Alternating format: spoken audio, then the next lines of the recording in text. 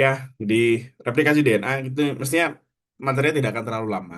Ya, oke. Bagian awalnya itu cuma review. Ini aku skip ya untuk review struktur DNA. Mestinya masih ingat ya, karena belum lama kita pernah bahas juga ya bagaimana struktur DNA. Yang yang paling penting adalah kalian masih ingat bahwa dia memiliki sifat um, anti paralel ya, bahwa DNA itu memiliki ujung 5 dan ujung 3. Ketika menghasilkan double strand DNA, dia akan menghasilkan orientasi yang anti paralel, yaitu 5 dan 3-nya selalu saling berlawanan. Ya, ujung 5 aksen itu pasangannya selalu 3 aksen dan sebaliknya. Oke, itu fitur salah satu fitur paling penting dari DNA gitu ya. Oke, kemudian eh, di awal-awal percobaannya tentang DNA ya. DNA itu eh, baru pertama kali ditemukan dan diyakini sebagai molekul pembawa sifat, yaitu ketika percobaan milik Hershey dan Chase, yaitu ketika ada ini ya percobaan yang virus. Nah, tapi sebelumnya juga sudah eh, s- ditemukan juga bahwa ada materi genetik yang fungsinya itu untuk membawa sifat, tapi ini belum diketahui. Ya, jadi kalau di percobaan yang sebelumnya yang menggunakan bakteri pneumonia, kalau tidak salah waktu itu ya. Itu ada dua strain yang digunakan, strain S itu dari smooth ya karena koloni yang dihasilkan dari strain S ini memang berbentuk halus gitu ya.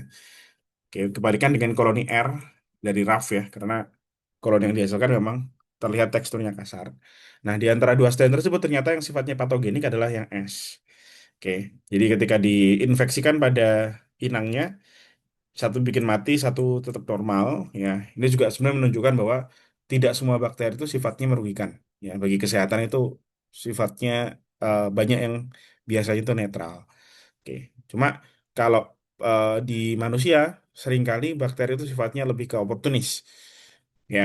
Jadi bakteri kalau dalam kondisi normal nggak melakukan apa-apa, tapi ketika kondisi lingkungan atau kondisi inangnya, misal sistem imunnya sedang turun, atau contoh nih, misal ada orang makan makanan yang tidak biasa, misal asam banget, atau makan makanan yang banyak mengandung laktosa, susu gitu misalnya.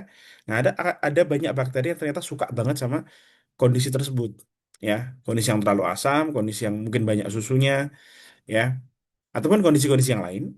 Ya, itu menyebabkan satu atau lebih bakteri itu menjadi membelah diri dengan lebih cepat dari biasanya.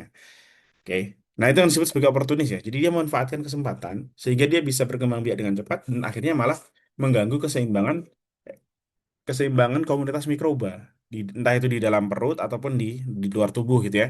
Itu yang nanti biasanya akan menghasilkan eh, penyakit-penyakit tertentu itu. Bahkan tipes gitu ya. Tipes itu ya banyak sebenarnya bakteri-bakteri salmonella di dalam usus kita tuh banyak gitu ya. Tapi dia akan nunggu sampai kondisi tertentu ya yang menguntungkan dia gitu.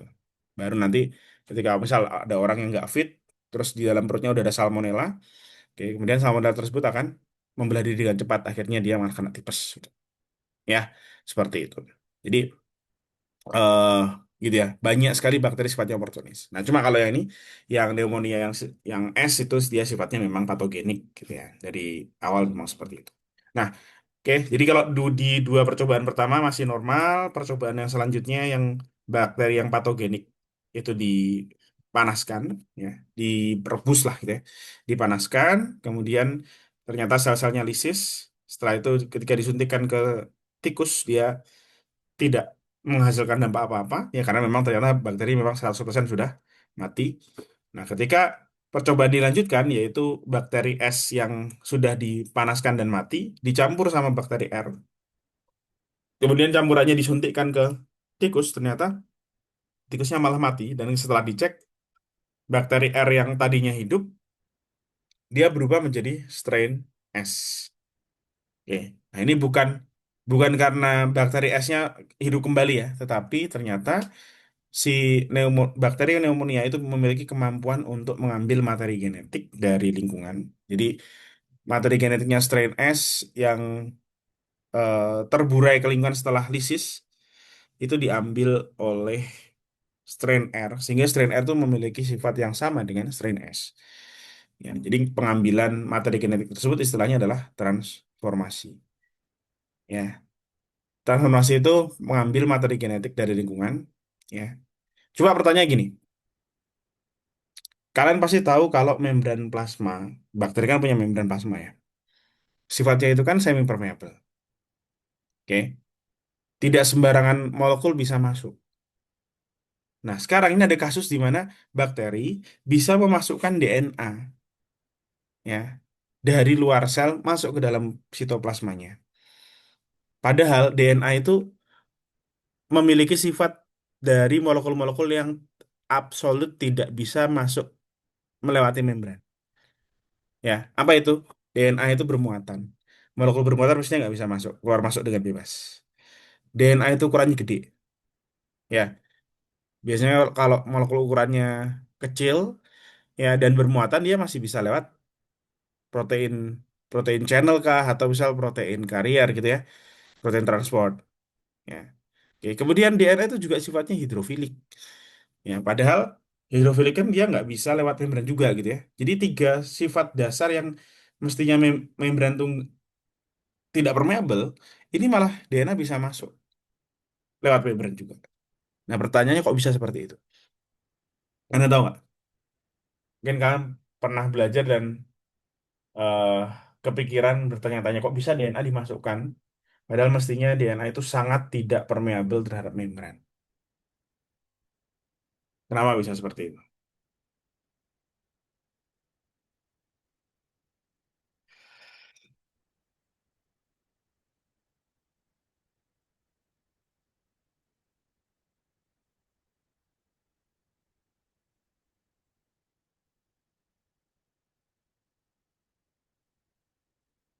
Apakah menggunakan pilih seperti konjugasi? Kalau konjugasi kan jelas, ya pilih. Tapi pilih pada konjugasi itu cuma berfungsi untuk ini ya, untuk menarik aja gitu ya. Ibaratnya kayak misal kalian mau dekat sama teman kalian kan rangkul gitu, sini sini sini gitu. Pilih itu cuma seperti tangan kalian rangkul teman gitu, biar deket tek gitu. Ya, tapi bukan sebagai jembatan konjugasi. Cuma ya, kalau di konjugasi ada jembatan konjugasi yang memfasilitasi adanya saluran ya antar dua bakteri yang konjugasi. Nah, tapi nggak seperti itu. Beda dengan konjugasi.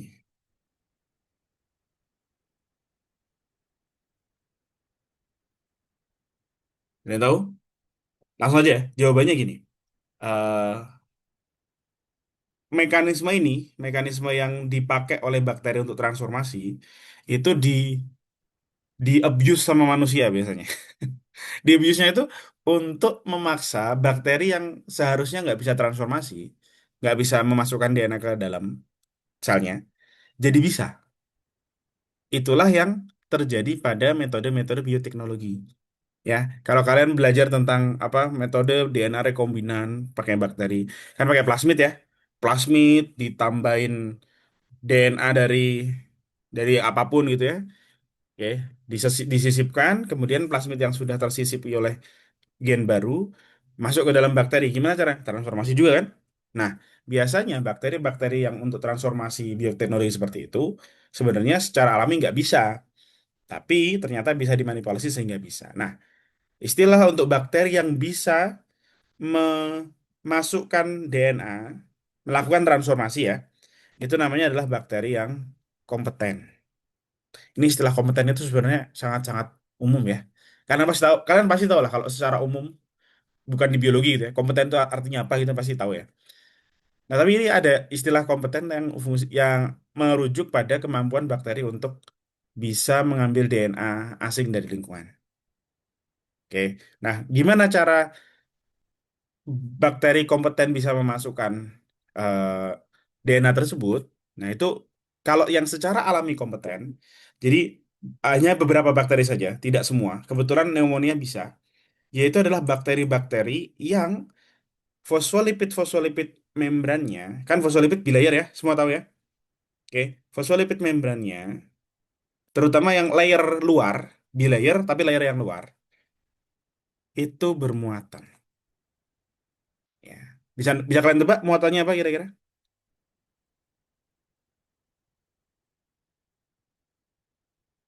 Syarat supaya kompeten adalah membran yang menghadap keluar, fosfolipidnya bermuatan. Kira-kira muatannya apa? Cuma ada dua kemungkinan ya, positif dan negatif gitu. Kira-kira yang mana? Ya betul, betul, positif. Untuk narik DNA, betul banget. Ya.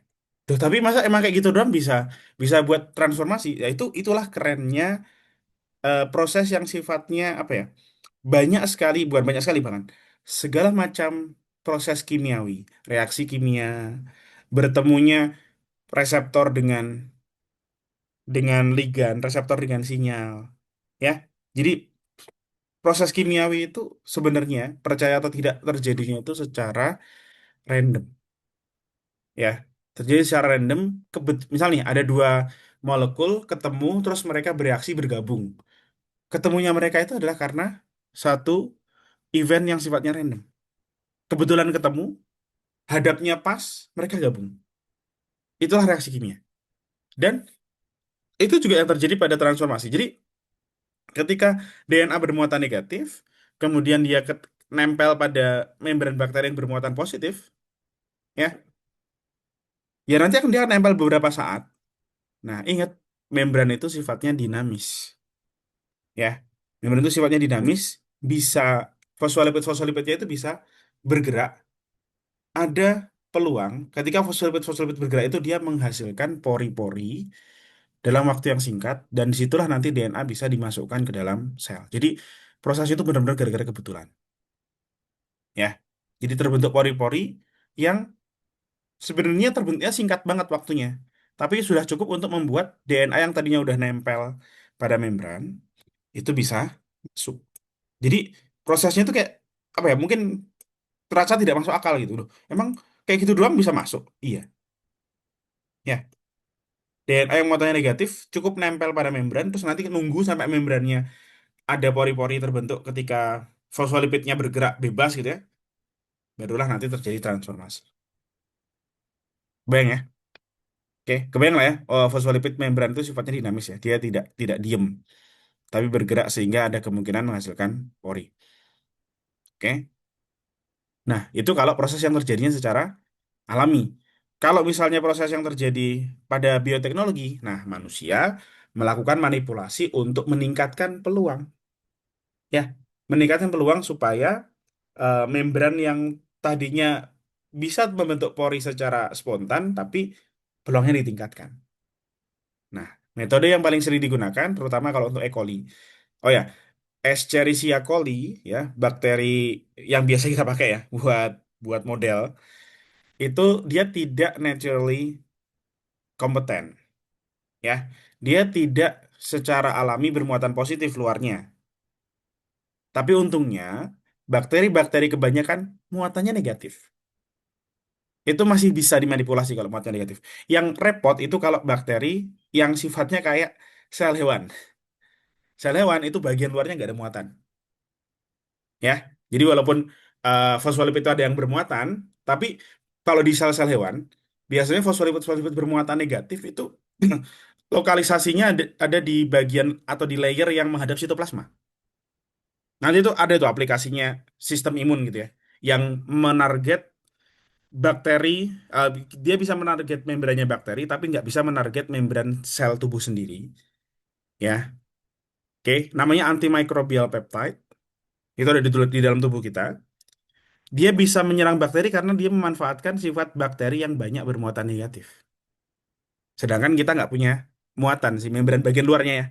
Oke, di lokalisasi bagian dalam. Ini sebenarnya aplikasinya banyak. Ngomongnya tuh bisa kemana-mana.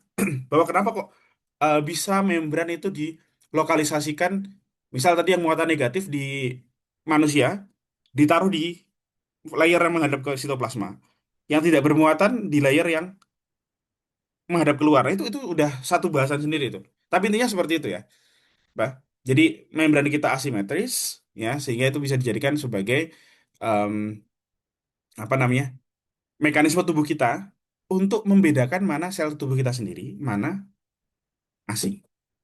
Nah, balik lagi ke kompeten.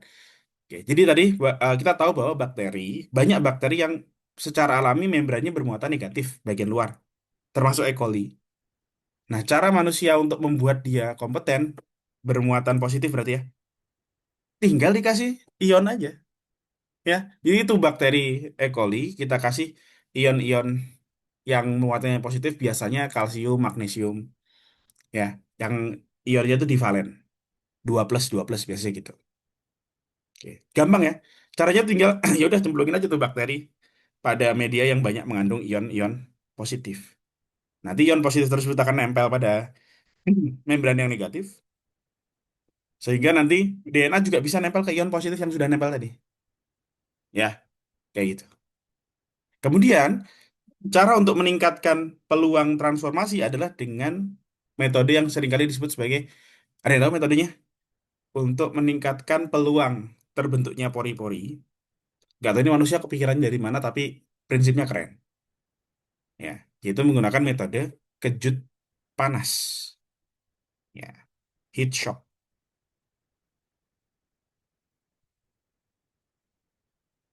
Ya, jadi awalnya ini bakteri E. coli tadi misalnya udah dikasih muatan positif, kemudian ditaruh di tempat yang dingin, biasanya suhu beku. Ya, suhu beku.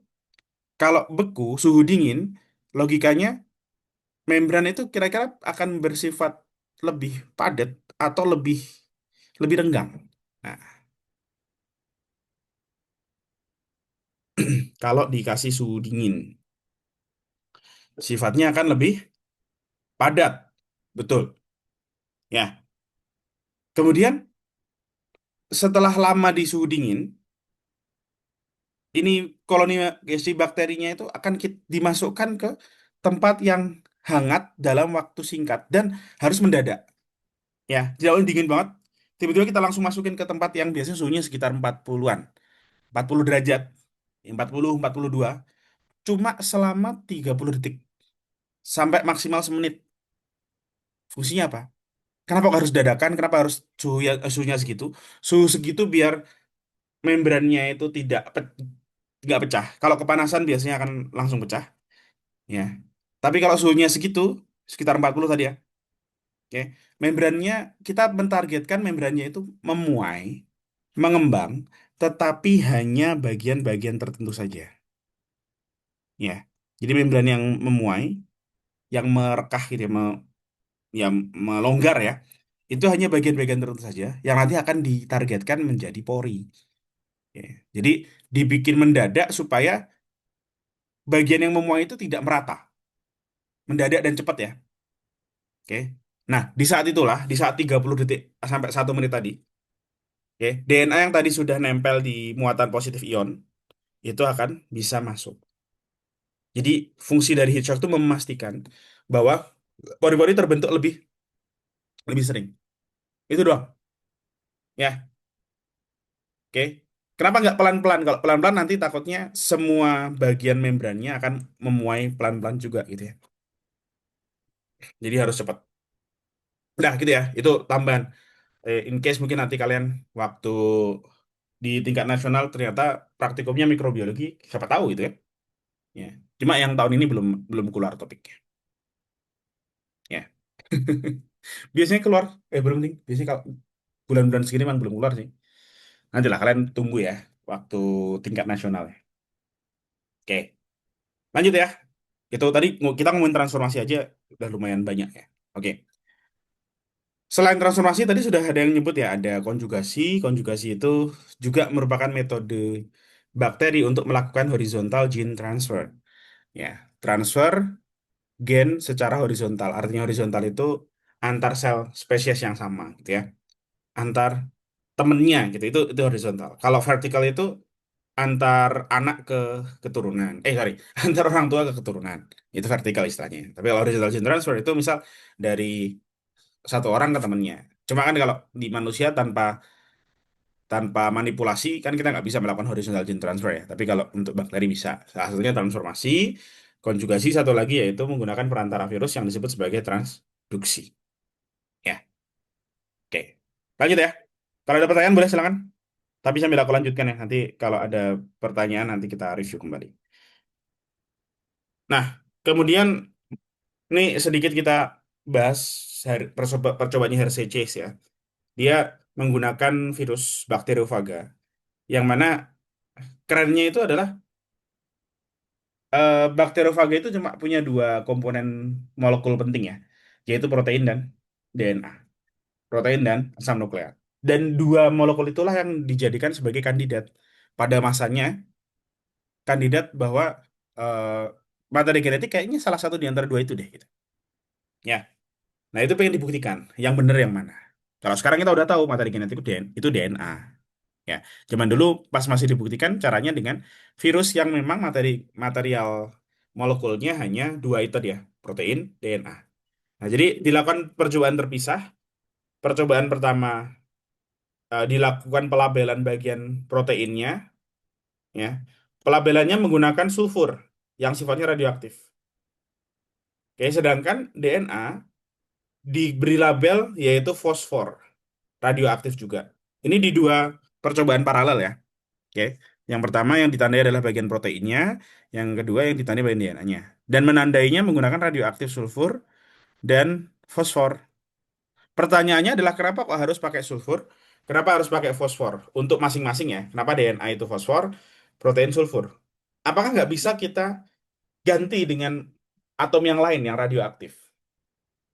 Nah, itu gimana? Alasannya apa? Kenapa kok harus sulfur dan fosfor?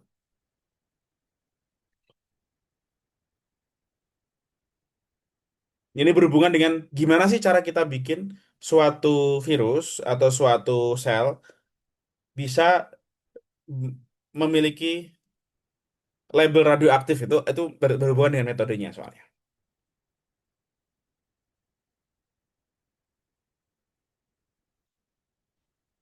Ini ada yang jawab nih. DNA ada fosfat group di dalam DNA ya, ada fosfor, ada fosfatnya. Protein ada sulfur. Emang bagian mana proteinnya ada sulfurnya?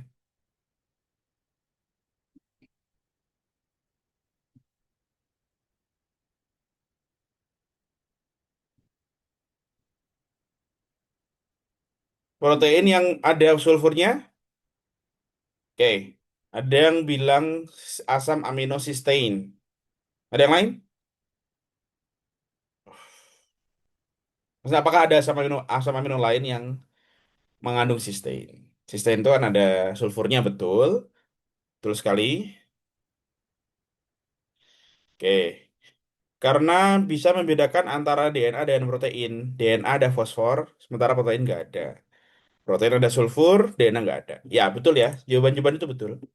Oke. Kita umumnya menandai protein itu pakai sulfur karena jarang banget material-material di dalam sel ada sulfurnya ya. Pas banget protein itu unik ya. Yang ada sulfurnya itu protein. Sedangkan DNA memang untuk membedakan dari protein dia pakai fosfor. Di protein nggak ada fosfor, di DNA nggak ada sulfur. Makanya kita balik. Nah, kenapa kok harus kita pakai atom yang unik ya? Karena proses bikinnya gini guys. Kalian bayangkan ada virus. Ya, kemudian ya kita kembang biakan lah ya itu virus barengan dengan bakteri biasanya.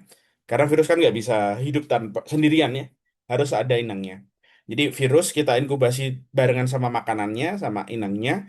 Terus di dalam media inkubasi tersebut, nutrien yang kita gunakan, nutrien sulfur yang kita gunakan, kita pakaiin sulfur radioaktif. Sehingga nanti bakteri ketika mensintesis proteinnya, ya lewat bakteri dulu ya. Bakteri sintesis asam aminonya diambil alih oleh virus. Sehingga virusnya itu bagian proteinnya akan terlabeli sama radioaktif. Jadi bikinnya itu harus satu-satu. Ya, sulfurnya dulu yang radioaktif, bikin protein code, ya. Nah, terus di percobaan lain, kita lakukan hal yang sama, tapi yang kita ganti nutriennya adalah yang unsur fosfor. Ya, sehingga nanti ketika bakteri bikin nukleotida, ada fosfatnya kan, fosfatnya jadi radioaktif, dan nukleotida ini kalau diambil alih oleh virus, maka DNA virus juga akan memiliki radioaktif, tapi bagian luar proteinnya normal. Kalau misal kita menggunakan karbon gitu misal, susah pakai sulfur sama fosfor, kita pakai karbon aja. Yang mana protein ada karbon, di DNA ada karbon. Nah, ini nanti akan bikin error. Ya, pas kita pakai karbon radioaktif, kita inkubasi virus di situ, nanti DNA-nya ke label, proteinnya ke label kan, jadi kita nggak tahu nih, nanti yang ke label itu yang mana itu yang di percobaan berikutnya. Padahal kita pengen membedakan itu, gitu ya. Kebayang nggak ya? Tadi sudah ada yang betul. Ya, jawaban-jawaban kalian sudah betul tadi alasan-alasannya. Terus tadi untuk asam-asam amino yang memiliki sulfur itu selain sistein ada satu lagi ya, yaitu metionin. Ya, coba metionin nggak bisa bikin jembatan di sulfida, nggak kayak sistein. Ya itulah. Oke, lanjut ya. Jadi setelah diberikan label, eh ya kemudian diinfeksikan. Jadi si virusnya dibiarkan menginfeksi bakteri ya sampai nanti dia menyuntikkan materi genetiknya. Jadi ini ditunggu aja. Ditunggu beberapa saat, kemudian campuran bakteri dan virusnya di blender supaya misah, bakterinya misah, virusnya misah. Terus disentrifugasi dan dicek radioaktivitasnya. Nah, mestinya kalau materi genetik itu eh, beneran materi genetik, ketika menginfeksi, virus akan memasukkan materi genetik ini ke dalam bakteri. Ya, nah ketika disentrifugasi, bakteri sama virus itu akan terpisah. Bakteri itu kan lebih berat ya karena lebih gede. Oke, dia akan ada di bawah di fase pellet, sedangkan virus ada di fase supernatant. Jadi mestinya kalau molekul apapun itu yang menjadi menjadi materi genetik itu akan terlihat ada di bagian pelet, ya, ada di bagian yang mengendap bareng dengan bakteri karena dia sudah disuntikkan ke dalam bakteri. Ternyata di antara dua percobaan, ya, yang kita temukan, yang ditemukan terdapat radioaktif di pelet itu adalah percobaan yang pelabelan DNA. Oh, berarti kita bisa simpulkan nih bahwa DNA itu adalah materi genetik yang disuntikan ke dalam bakteri. Setelah disuntikan, kita blender dan kita sentrifugasi itu campuran bakteri virus. Ternyata memang si DNA radioaktif sudah masuk ke dalam bakteri dan bakterinya menjadi berlabel radioaktif. Tuh. Ya, jadi percobaannya sebenarnya kan simpel ya. Oke. Cuma eh, bikin virus radioaktif, kemudian disuruh menginfeksi bakteri, akhirnya kita bisain dan langsung ketemu. Cuma memikirkan metode yang bisa distintif seperti ini tuh luar biasa susah ya. Jadi bagian paling susah dari metode-metode molekuler itu pertama adalah bagian desainingnya ya. Mendesain ini gimana sih biar metodenya kita nggak campur aduk. Kita bisa kalau misalnya memisahkan sesuatu kita bisa memisahkan dengan baik ya. Itu susah desainnya. Yang kedua susahnya adalah bikin nggak kontaminasi. Itu susah juga tuh. Oke ya. Dah. Kesimpulannya, jadi DNA itu adalah materi genetik itu adalah DNA. Dah itu. Ini udah tau lah ya. Oke. Nah, sekarang kita masuk ke replikasi. Mestinya nggak terlalu lama replikasi ya, karena banyak di antaranya prinsipnya itu dikit prinsip replikasi DNA itu. Ya. Yang kita tahu replikasi itu seharusnya bersifat semi konservatif. Ya. Masing-masing DNA mengandung satu untai lama dan untai baru. Itu istilahnya adalah semi konservatif. Nanti habis ini kita bahas sedikit tentang teori-teori yang lain. Ya. Jadi maksudnya semi konservatif itu ketika kita punya DNA double strand, ya. Cara untuk replikasi adalah dipisah dulu double strandednya, kemudian masing-masing strand digunakan sebagai template untuk menghasilkan unta yang baru. Di sini unta yang baru selalu diperlihatkan warnanya biru muda ya. Oke, yang tua itu yang unta lama, sedangkan yang biru muda unta baru. Dan dengan adanya template yang sudah jelas, dan pemasangan DNA itu kan nggak sembarangan gitu ya. A selalu dengan T, G selalu dengan C. Jadinya dua double stranded yang sudah terpisah itu menjadi template yang akurat ya ketika digunakan untuk menjadi patokan, menjadi pedoman penambahan nukleotida ya. Jadi gampang banget ya caranya. Tinggal dipisah, terus misal bagian yang kiri, oh ada adenin, oh berarti tinggal ngasih timin aja depannya. Sitosin dengan guanin dan seterusnya. Gampang ya.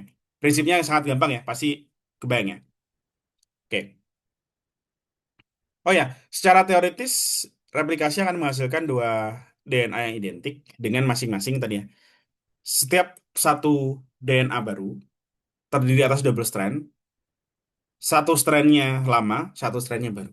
Itu semi konservatif. Ya. Nah ini lagi-lagi zaman dulu juga kita nggak tahu.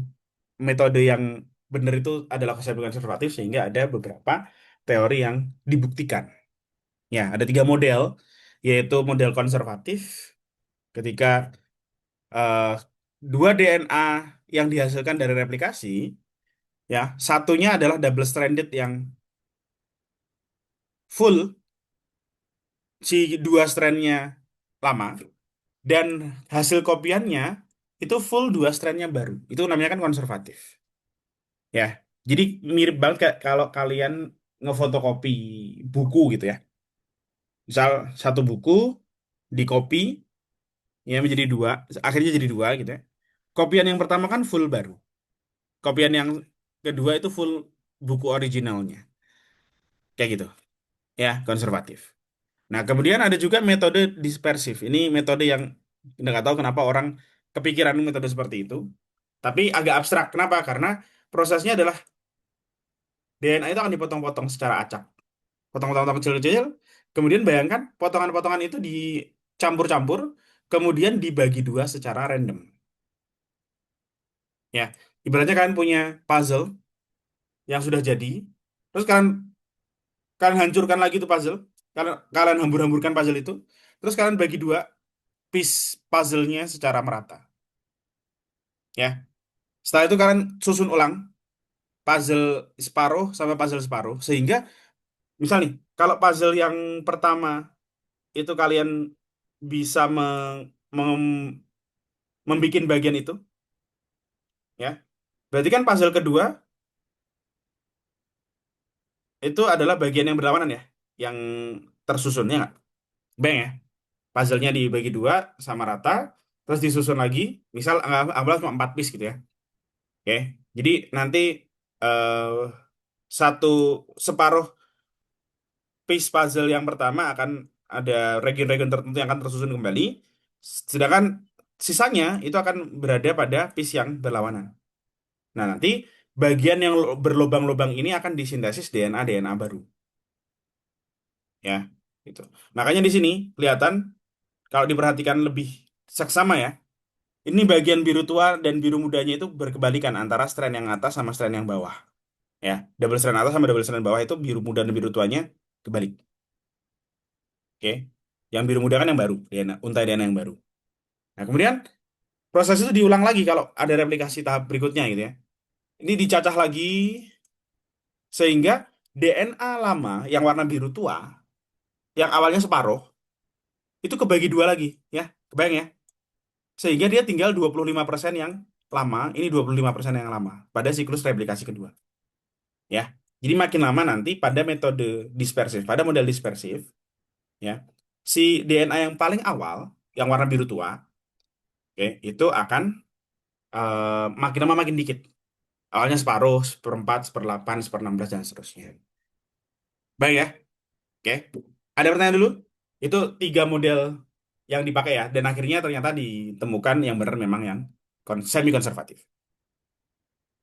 Sip ya, kita ke mekanisme ya, mekanisme replikasi. Ini pun juga biasanya sudah lumayan terkenal ya. Oh, replikasi itu ada dua arah gitu-gitu. Ya.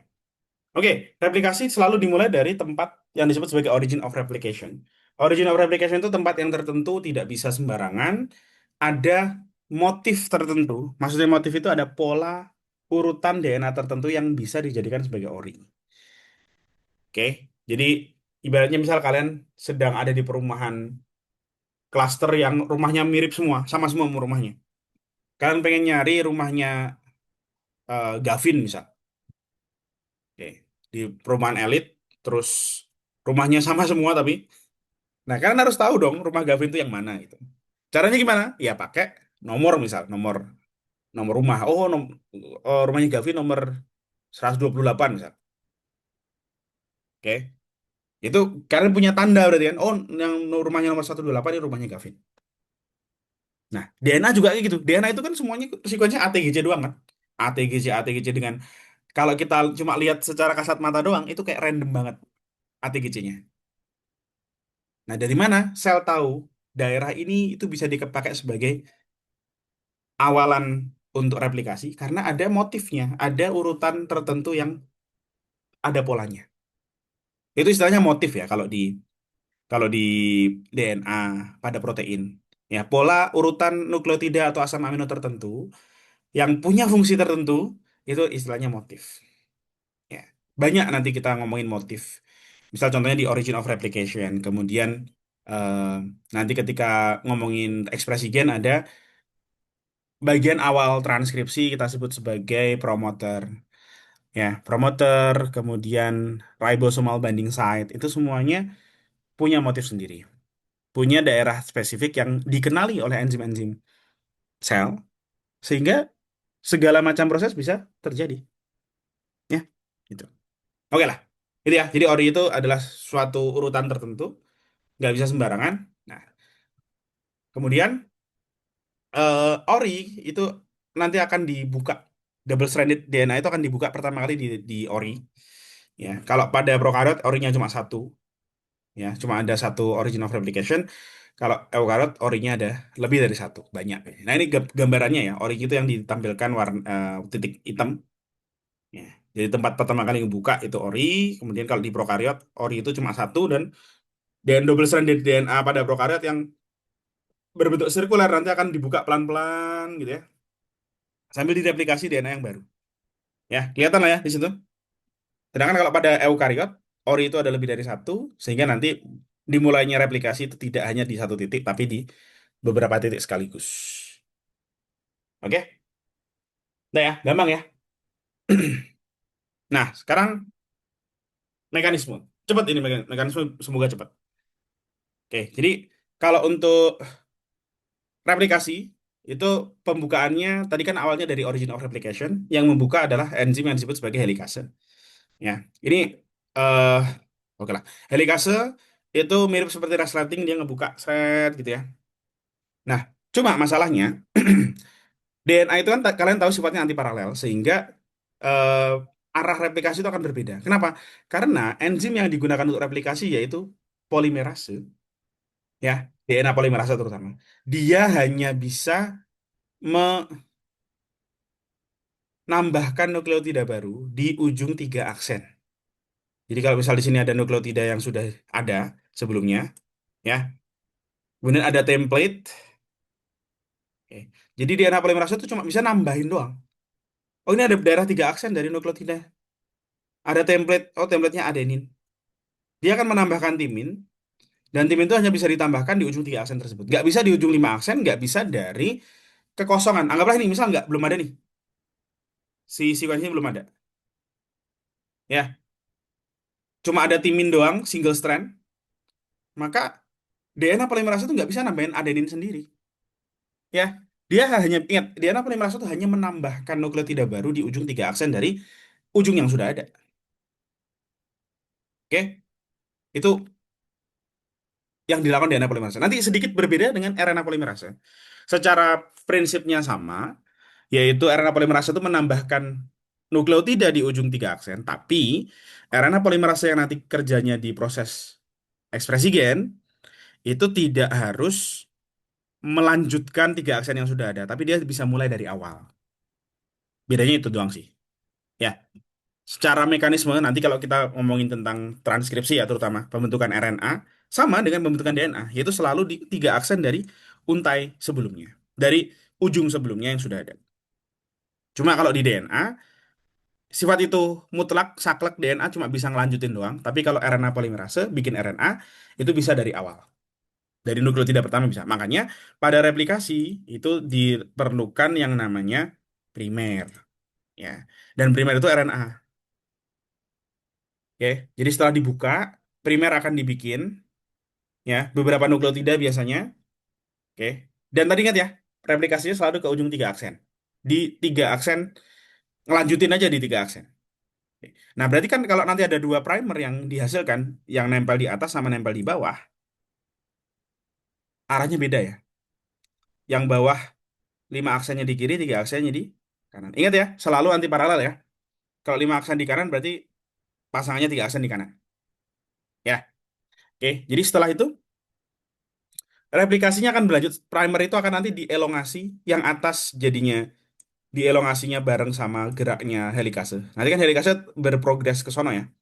ke kiri terus ngebuka makin lebar ya. Nah, sedangkan yang atas itu proses replikasinya sejalan dengan helikase, sedangkan yang bawah replikasinya berlawanan dengan helikase ke arah yang ke kanan. Loh, berarti ketika helikase berprogres ke kiri, di sini ada bagian yang kosong dong. Kebayang nggak? Karena bagian 5 aksen itu nggak bisa dielongasi, ya. Sehingga ketika helikase berprogres ke sono, daerah sini kosong, daerah bawahnya. Gimana caranya biar daerah tersebut bisa direplikasi? Caranya adalah sel akan membuat primer yang baru. Nih, overview-nya di sini. Jadi ketika helikase bergerak, misal awalnya helikase di sini, ya, bukanya baru dikit, terus helikasenya udah berprogres ke sini, bergerak ke kiri. Nah, bagian dari primer yang atas itu bisa disintesis ke arah kiri, barengan dengan geraknya helikase. Sedangkan yang bawah, sintesisnya ke kanan, sehingga dia harus dibikin beberapa kali primer. Ya, ketika helikase nanti berprogres di sini, primernya akan dibikin lagi di situ. Ya, daerah situ akan dibikin lagi. Ya, makanya terciptalah untuk satu arah replikasi, misal dari replication bubble, replikasi yang ke arah kiri, itu akan ada dua cara. Akan ada dua strand berbeda. Ya istilahnya, mungkin kalian sudah tahu ya, leading strand dan lagging strand. Sesuai dengan namanya leading strand, oh dia eh, continue. Ya, sedangkan lagging strand itu sifatnya dia seperti nge-lag. Ya, jadi ada beberapa fragmen-fragmen yang terbentuk kecil-kecil karena tadi progres replikasinya ke arah kanan, padahal helikasenya gerak ke kiri, gitu. Sehingga membutuhkan beberapa kali penambahan primer. Ya, itu juga berlaku pada strand arah yang ke kanan ya dari replication bubble dari ORI. Replikasi yang arah ke kanan juga seperti itu, cuma bedanya beda arah aja. Ya, beda strandnya. Kalau yang kanan berarti lagi strandnya atas, jadi strandnya bawah. Oh ya, di sini bukan nggak selalu kanan kiri gitu ya. Kalian tetap harus yang paling bener adalah ngelihat 5 aksen 3 aksen. Ya, kalau kayak gini berarti DNA template-nya daerah sini 3 aksen atau 5 aksen. Yang atas ya. Yang bener yang mana?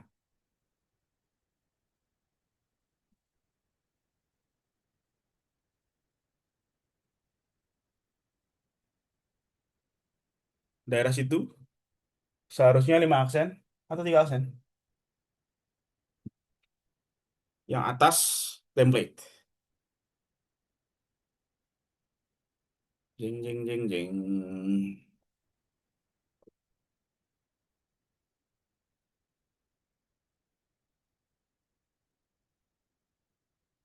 Oke. Nah, ini ada dua jawaban berbeda nih. Ini jam 5 aksen dan jam 3 aksen. Yang lain mungkin atau bisa dua-duanya itu.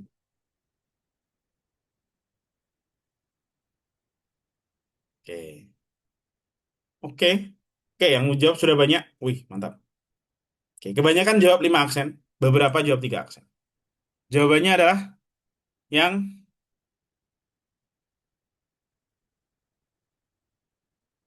5 aksen ya. Oke, kenapa 5 aksen? Karena ingat penambahan nukleotida baru itu di 3 aksen ya untuk growing strand. Ketika kita lihat dari growing strand, dari strand yang sedang dibikin. Tapi kalau dilihat dari template itu mengarah ke 5 aksen. Ya, karena kalau 5 aksennya di kiri, berarti untuk primer kanannya 5 aksen ya. 3 aksennya berarti di ujung. Jadi pas ya, 3 aksen ditambahin, tambahin, tambahin, tambahin terus gitu. Oke. Kalau kalian sudah tahu 5 aksennya di mana untuk satu strand, itu doang. Nanti bagian-bagian nanti tinggal menyesuaikan ya. Oke. Karena ingat selalu anti paralel. Udah, gitu dong. Ya, ingat. Tapi paling yang tadi apa yang perlu diingat adalah untuk replikasi ataupun transkripsi, ya, yang namanya sintesis nucleic acid, sintesis nukleotida itu selalu berada di ujung 3 aksen dari growing strand. Ya, dari DNA atau RNA yang sedang dibikin, nah itu arahnya 3 aksen. Di ujung 3 aksen tambah nukleotida, di ujung 3 aksen tambah nukleotida dan seterusnya. Berarti dari template itu mengarah ke 5 aksen, 3 ke 5. Jadi kalau ditanya replikasi, itu arahnya kemana? 5 ke 3 atau 3 ke 5? Yang tanya seperti itu harus ditanya balik dulu. Ini kita lihatnya dari mana? Ya, dari kacamatanya Grawing Strength atau dari kacamata template, karena itu akan berbalikan. Ya, oke, itu ya. Jadi untuk em, prosesnya secara lengkapnya seperti yang ada di gambar ini ya. Oke, enzim-enzimnya, oke, paling yang perlu kalian hafalkan itu ya, enzim-enzimnya, fungsinya apa, dan seterusnya. Oke, jadi untuk membuka namanya helikase, ya, ini yang hijau ya, yang hijau helikase. Kemudian ada SSBP, sorry, single strand binding proteinnya warna abu-abu. Ya, itu menjaga supaya DNA yang sudah capek-capek dipisah double strandnya biar tetap single strand. Ya, kemudian ada primase untuk bikin primer.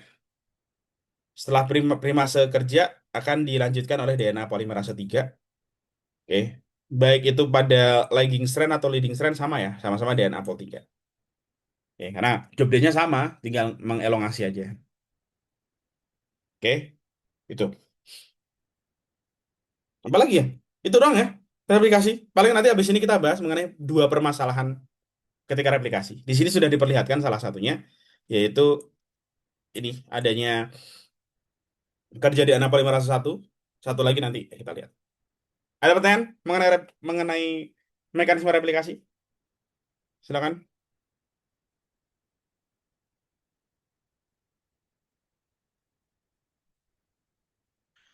Nah, ini ada pertanyaan nih. Kalau ligase, apakah 5 aksen ke 3 aksen? POV-nya growing strand. Ligase itu tidak ada arah. Ligase itu hanya nyambung, ya. Hanya nyambung 5 dan 3 aksen. Mereka saling deketan, disambung.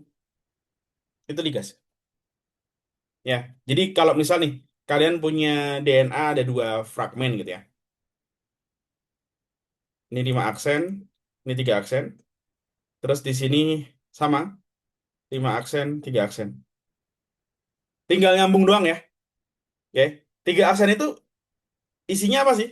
Isi dari 3 aksen adalah OH kan? Ya, isi dari 3 aksen itu adalah gugus OH. Jadi gimana bentuknya? Duh, gila. Oke. Ini fosfat di 5 aksen ya.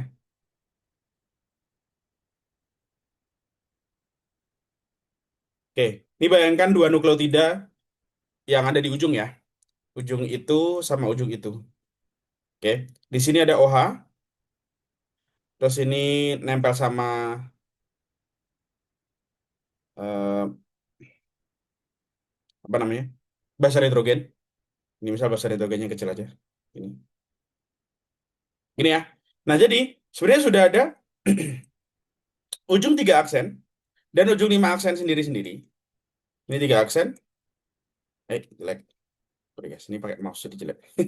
Nah, ujung 3 aksen sama ujung 5 aksen tuh. Ya, tinggal nyambung doang. Ya, jadi tinggal si ujung 3 aksennya dikasih ikatan dengan fosfat. Itu ligase. Ya, jadi ligase itu tidak menambahkan nukleotida, hanya menyambung nukleotida yang sudah ada.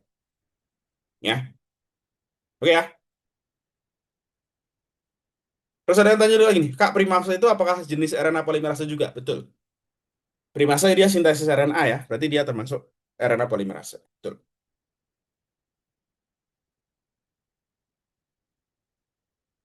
Ada lagi?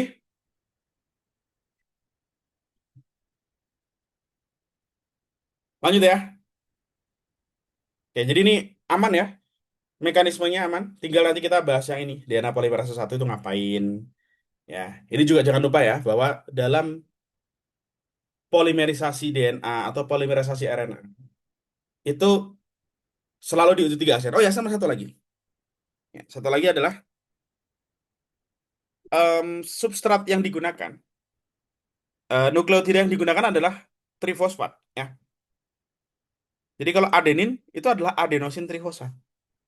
Jadi setiap nambah satu nukleotida dalam replikasi maupun pada transkripsi sebenarnya sama aja kayak kita menghabiskan satu ATP. Untuk satu nukleotida ya. Belum nanti proses bikin enzimnya dan seterusnya. Tapi untuk growing strain aja, untuk menambahkan nukleotida baru aja, satu nukleotida itu setara dengan satu ATP. Jadi proses replikasi dan transkripsi itu adalah sesuatu yang sifatnya sangat-sangat boros energi. Ya, satu nukleotida satu ATP. Oke. Makanya gini guys. Nanti nyambungnya ya. Nyambungnya adalah kalau kalian ingat mekanisme kerja virus itu kan dia bisa take over cell machinery ya. Dia bisa mengambil alih kerja sel. Sebenarnya cara mengambil alihnya itu tidak tidak rumit. Prinsipnya ya. Kalau mekanismenya rumit sih. Maksudnya mekanisme molekulernya rumit pas. Tapi kalau prinsipnya itu simple banget. Dia bukan berarti virus itu punya otak yang sangat luar biasa sehingga bisa mengontrol gitu ya. Manipulatif itu enggak. Cara kerja virus itu dia cukup memiliki afinitas yang lebih tinggi terhadap enzim-enzim inang. Ya, afinitas yang lebih tinggi doang. Selesai. Ya, sehingga virus dia bisa mengambil alih sistem replikasi inang, bisa ngambil sistem ekspresi gen inang diambil dia. Ya, karena tinggal bikin DNA dan apapun yang dia punya itu sifatnya lebih tinggi afinitasnya terhadap enzim-enzim inang. Oke, gitu. Oh ya, balik lagi ke replikasi. Jadi ingat ya tadi. Oh ya, maksudnya kenapa kok tadi aku ngomongin virus? Jadi eh, si kebutuhan energi yang tinggi tadi. Kalau misalnya sel inang diambil alih oleh virus, virus itu banyak replikasi, banyak ekspresi gen, maka em, energi yang dimiliki oleh inang itu akan makin banyak yang dipakai gitu. Sehingga memang inang itu benar-benar nggak punya kesempatan untuk menghasilkan protein ataupun replikasi sendiri. Gitu. Jadi take overnya itu sebenarnya simpel banget, tinggal bikin afinitas lebih tinggi, selnya jadi kehabisan energi, nggak bisa melakukan apa yang dia lakukan seharusnya. Gitu. Oke, dah. Balik lagi ke replikasi. Tadi ya ingat ya, bahwa satu nukleotida itu setara dengan satu ATP, ekuivalen ya. Itu. Dan prosesnya adalah dari trifosfat yang dimiliki, dua fosfatnya akan dipotong. Ya, dua fosfatnya dipotong sehingga sisa satu fosfat, makanya dalam DNA atau RNA fosfatnya cuma satu. Ya, padahal sebenarnya dia substratnya awalnya tubuhnya tiga fosfat. Udah ya, oke, nggak susah. Kalau lagi selesai. Biasanya replikasi itu 20-30 menit selesai. Oke. Oh ya, topoisomerase tadi belum di-mention ya. Topoisomerase itu kerjanya di depannya helikase. Ya. Fungsinya adalah untuk breaks, swivels, and rejoins the parental DNA. Jadi bayangkan DNA itu, ini kalau biasanya aku bisa mendeskripsikan kalau ketemu langsung ya. Semoga nanti ada kesempatan kita ketemu langsung. Jadi ini DNA itu em, double stranded gitu ya. Kalau misal bayangkan ini bagian ujungnya kalian tarik ke atas sama kalian tarik ke bawah. Nanti akan DNA itu akan gini, lebih membuka lebih lebar gini. Tapi bagian double strandnya itu akan menjadi lebih ketat.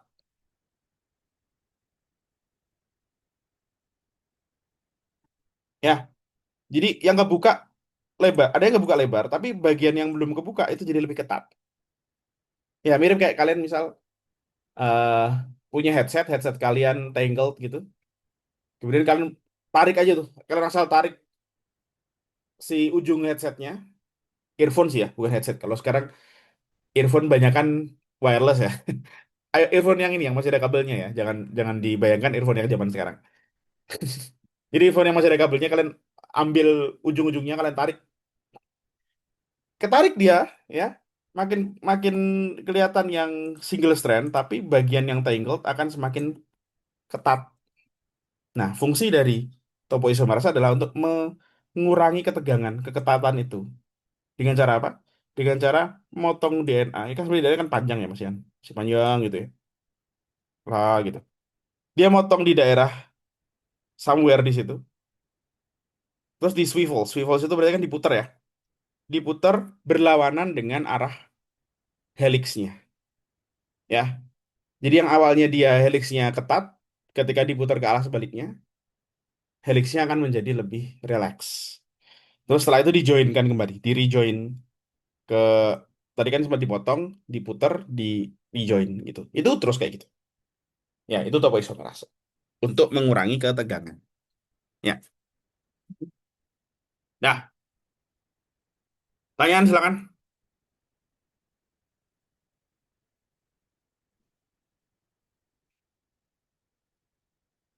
Lalalalalalala. Terus.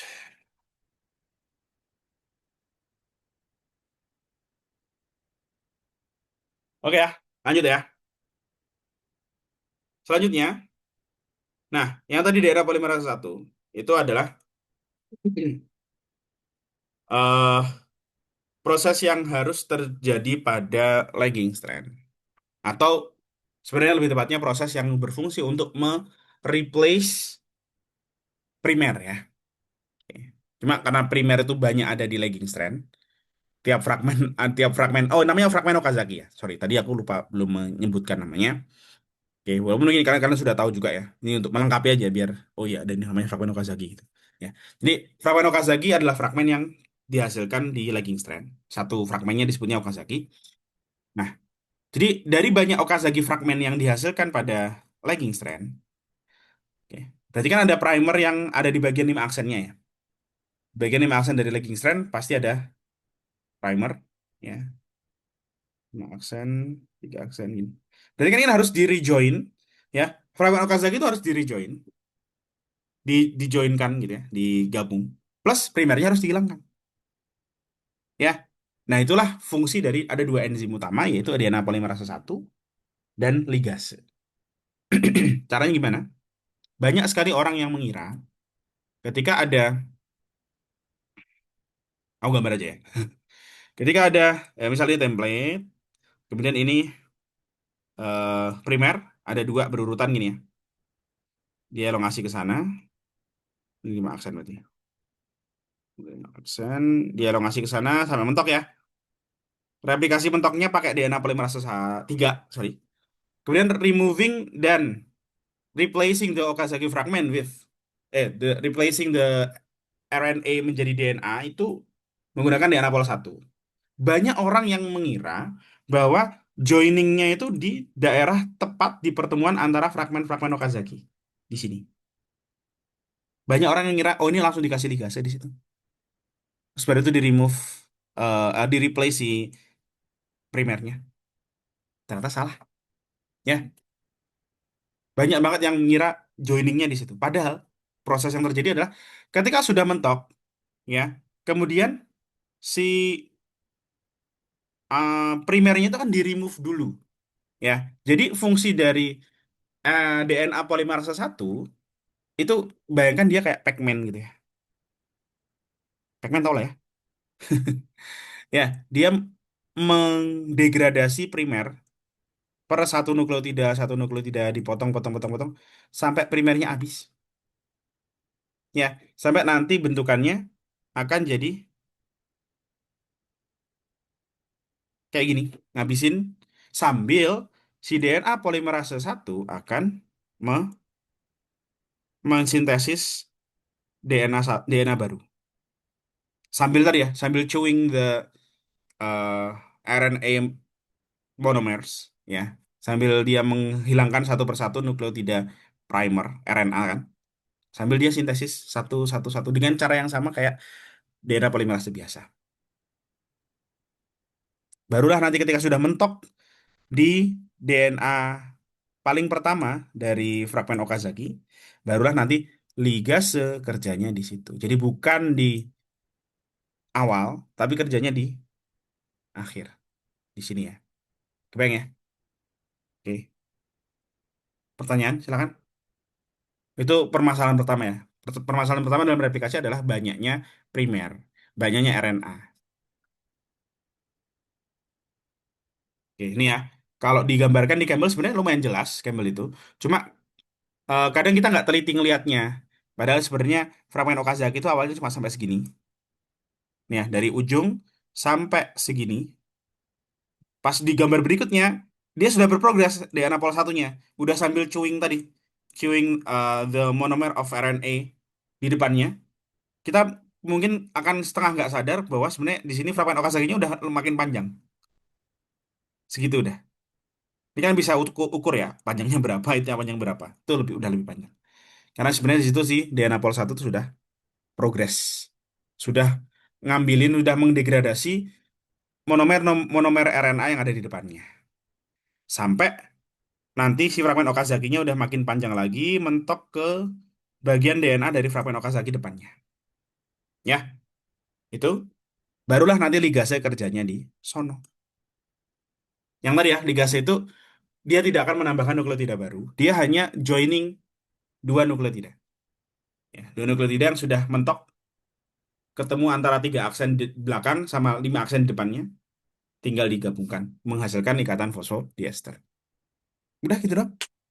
Ya, ada pertanyaan untuk replacing and joining the Okazaki fragment?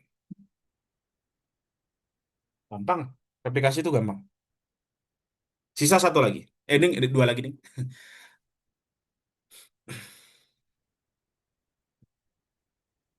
Yang susah nanti soalnya boleh. Nanti habis ini kita coba ya beberapa soalnya.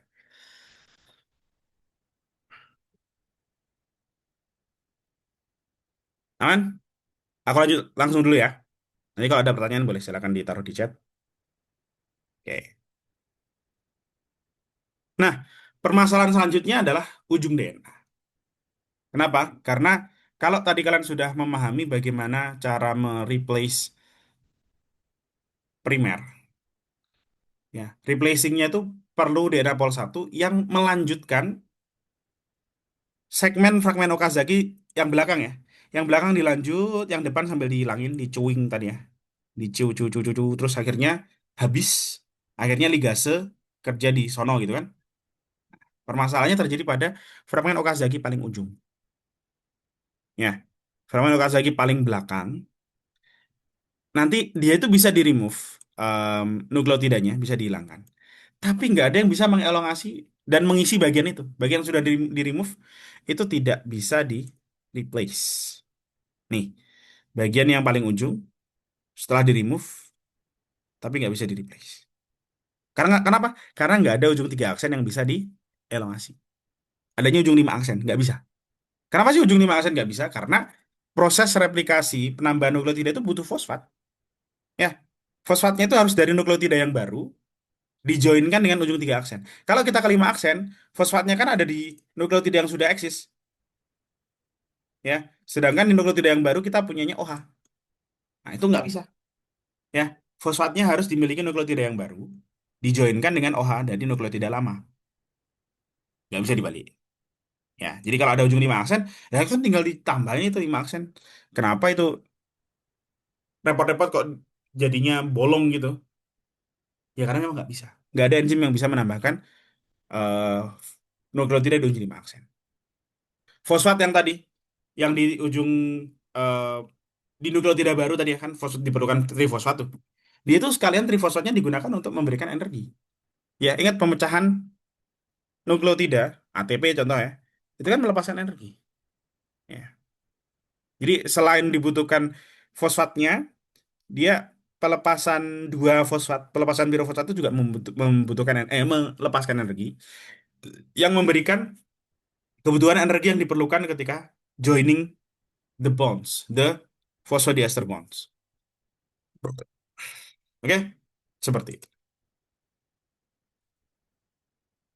Oke, makanya setelah di remove itu primer bagian paling ujung, dia nggak bisa diapa-apain. Dampaknya adalah ketika terjadi replikasi yang kedua, daerah tersebut akan dibiarkan dan menjadi semakin pendek. Ya, jadi leading strand-nya jadi makin sorry, si DNA baru yang direplikasi yang kedua itu nanti akan jadi lebih pendek. Dan kalau proses ini diulang, ya makin lama makin pendek nih.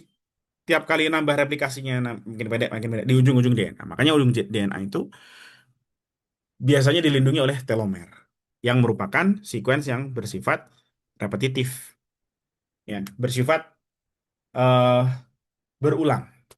Buat apa? Buat melindungi supaya gen-gen penting yang ada di DNA yang lebih dalam itu tidak terkikis ketika ada replikasi. Ya, ketika sel membelah diri itu selalu replikasi kan? Ya, seiring dengan pembelahan sel yang intensif, ya, supaya gen-gen penting itu tidak kepotong, nggak hilang. Jadi yang akan dikorbankan adalah bagian telomer. Nah, gimana cara supaya telomer tetap eksis? Yaitu harus direplikasi, harus ditambahin itu telomernya. Oke, ini gambarannya ya di ujung kanan dari telomer. Jadi eh, ketika ada bagian yang tidak ada primernya sudah dihilangkan, ya menghasilkan ujung overhang. Oke. Nah, si telomerase adalah enzim untuk memanjangkan telomer. Dia terdiri atas protein dan RNA. RNA-nya komplement dengan bagian paling ujung dari telomer. Proteinnya nanti berfungsi untuk enzim sebagai pembawa juga. Nih ya, kelihatan ya. Si RNA-nya telomer sama bagian ujung DNA. Nempel. Nah, setelah nempel, ternyata di sini ada ujung tiga aksen yang bisa dielongasi. Oke. Proses ini akan berlanjut, bisa berlanjut. Ya, berlanjut. Jadi maksudnya gimana, gimana berlanjut? Mungkin aku gambar manual ya, biar lebih jelas. Bentar. Gini. Jadi tadi kan bagian kiri aja ya. Nah, eh,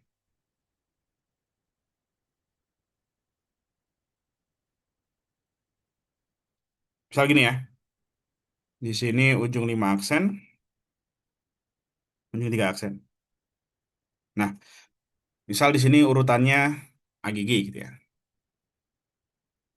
Nanti si telomer, telomerase akan membawa RNA yang komplement dengan bagian paling ujung dari sekuens tersebut. Ya. Berarti sekuensnya apa nih? Di bagian ujung itu sekuensnya UCC ya. UCC, ini bebas sekuensnya. Nah, di sini UCC lagi.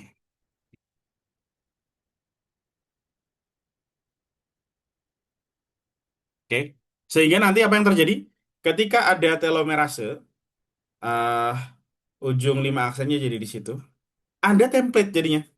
Ada 3 aksen, ada template. Bisa replikasi berarti ya.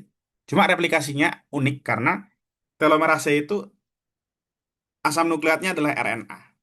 Makanya di situ UCC ya, bukan TCC ya. Ini adalah suatu RNA. Sehingga sebenarnya prinsip kerja dari telomerase itu adalah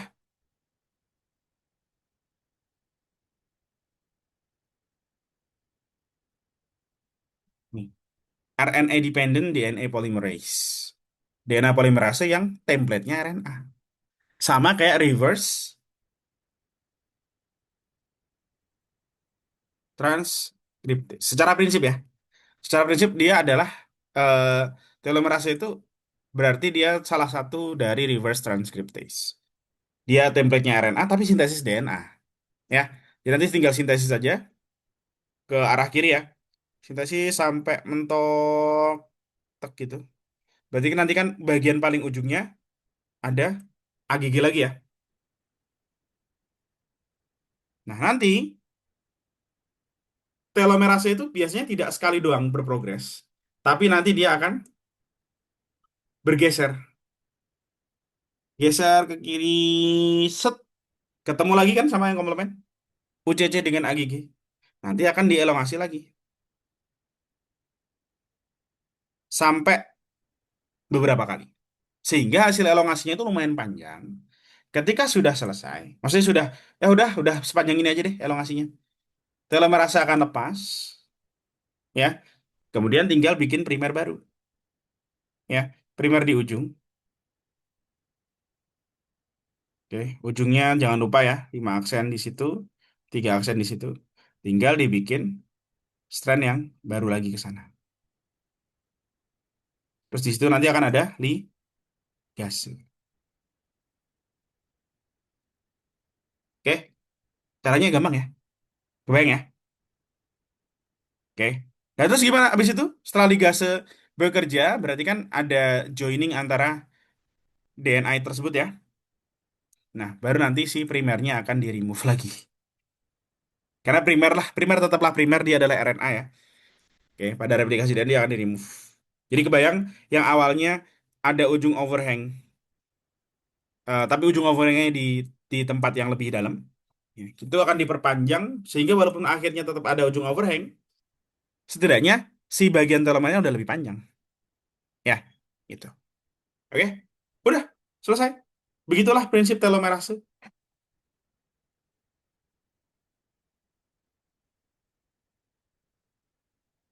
Silakan pertanyaan mungkin. Satu lagi ya habis ini ya.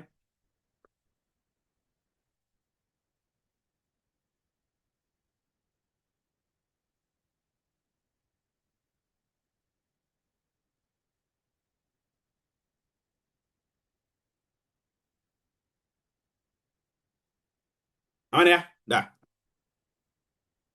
Oke. Selanjutnya DNA repair ya. Ini telomer ya. Telomer. Oh, proofreading nih. Sorry. Dikit lagi, Pak. Proofreading itu eh mekanisme untuk memastikan ya bahwa replikasi yang terjadi itu sudah akurat, sudah benar. Ya karena masih ada eh, error rate tertentu ya, masih ada peluang DNA polimerase kerjanya itu error gitu. Oke. Nah, cara untuk proofreading ketika ada yang beneran yang error, ya DNA polimerase itu sendiri berarti DNA pol 3 ya. Dia akan menghilangkan, memotong nukleotida paling ujung yang salah. Oke, makanya DNA polimerase itu uniknya dia memiliki aktivitas eksonuklease istilahnya.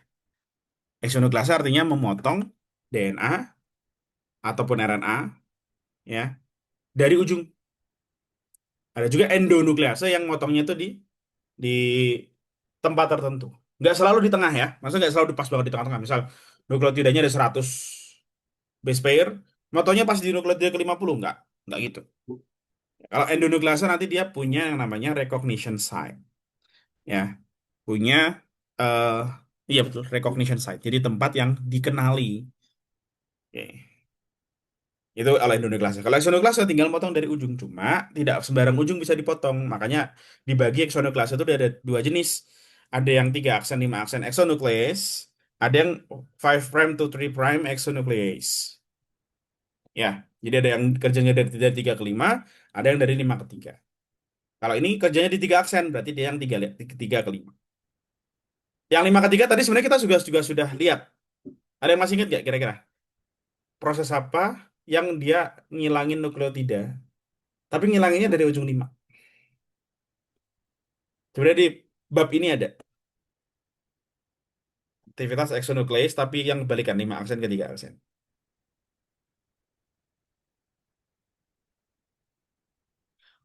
Oh ya betul. DNA pol 1. Oke, nice. Masih ya ternyata kalian ya? Mantap. Betul, jawabannya DNA polimerase 1. Dia nge-remove primer ya, di replace ya. Dia nge-replace nukleotida primer dari ujung 5 aksennya. 5 aksennya dihilangkan, terus elongasi dari 3 aksen. 5 aksennya dihilangkan, elongasi dari 3 aksen. Berarti kan si DNA polimerase 1 dia bisa nge-chewing apa tadi? Nge-remove lah ya. Nge-remove si nukleotida primer dari 5 aksen berarti dia punya aktivitas eksonuklease yang 5 aksen. Udah, udah ya. Jadi cara kerjanya simple. Kalau proofreading dari 3 aksen ya, 3 aksen dihilangkan, kemudian baru dia digantikan oleh eh, si nukleotida yang baru. Udah gitu. Ya.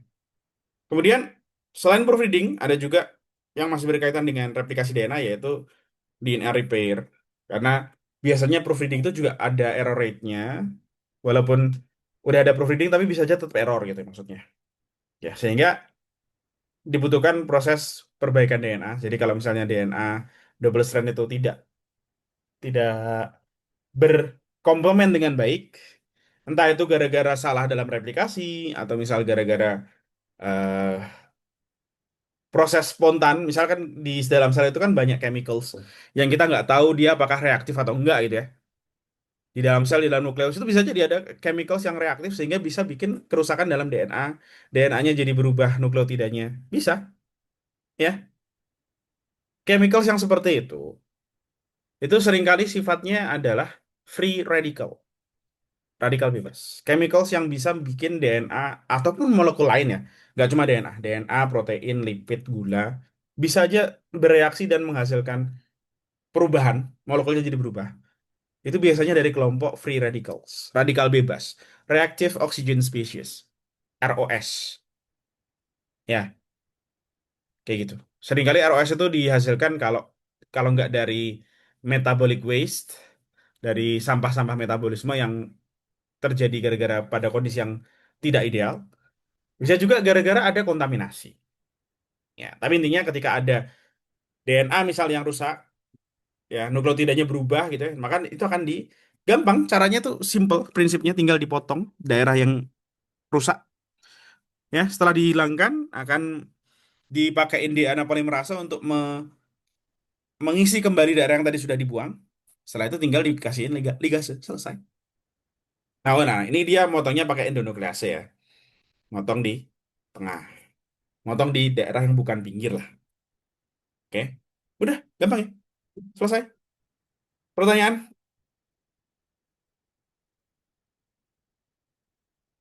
Habis ini soal dikit ya. Habis itu kita bahas transkripsi.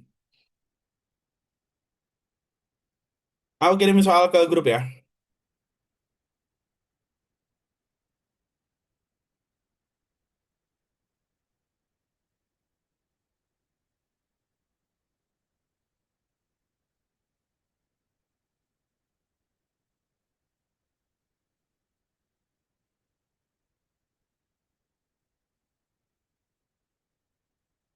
Ini sayangnya itu yang lolos ke provinsi nanti cuma 3 orang maksimalnya. 3 orang untuk SMA, 3 orang untuk SMP. Karena kan di yang diberangkatkan oleh sekolah 10 kan, yang SMP 5 orang tuh keren juga itu. Biasanya anak-anak SMP yang ikut Olimpiade SMA itu karena kemauan pribadi. Maksudnya nggak semua sekolah ngirim 5 gitu. Biasanya si anak SMP ini ngomong ke sekolahnya, aku pengen dong ikut ikut Olimpiade SMA, nanti sama sekolahnya didaftarin. Dan itu kan biasanya 1 atau 2 orang dalam satu sekolah. Tapi ini bisa 5 itu keren. Bisa jadi nanti kalian berempat yang lolos nasional. Karena yang maksudku yang lolos nasional memang maksimal 2 orang per sekolah. Kalian tuh dari SMA IGS, dari SMP IGS itu dianggap 2 sekolah berbeda.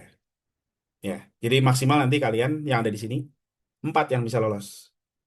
Ya, jadi ya ada senangnya ada sedihnya ya. Senangnya ya karena kuotanya jadi banyak. Biasanya 2 orang per sekolah kan.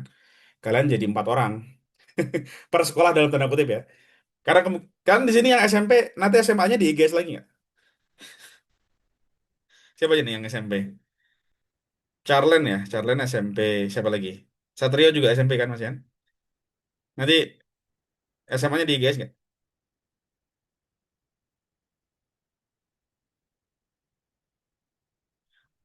Tadi aku sambil nih ya, kirim soal ya. Masih nyari soalnya.